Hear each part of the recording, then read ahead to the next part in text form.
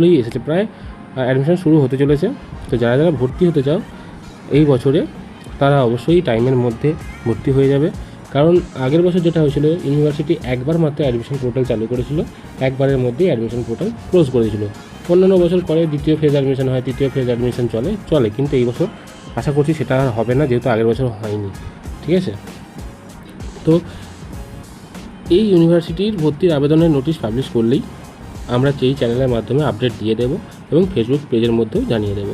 Facebook পেজের link আমরা description বক্সে দিয়ে রাখছি, সেখান থেকে চাইলে আপনারা ফলো করে রাখতে পারেন এবং ইউটিউব চ্যানেলটাকে আমাদের সাবস্ক্রাইব করে বেল আইকনটি প্রেস করে রাখুন, যাতে নেতাজি সুভাষ ওপেন ইউনিভার্সিটি সম্পর্কিত যে কোনো ইনফরমেটিভ আপডেট বা নোটিশ আপনাদের কাছে সবার আগে পৌঁছে যেতে পারে।